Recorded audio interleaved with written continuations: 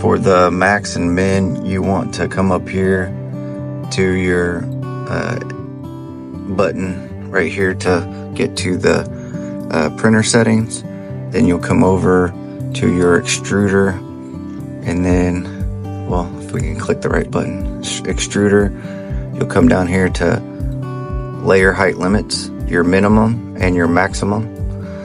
So for 0.2, it's set to 0.08 and 0.28. For me, I don't let the layer height minimum go below 0.12, or else I run into issues. Even if I keep my wall thickness at a constant variable, it still wants to warp and peel up.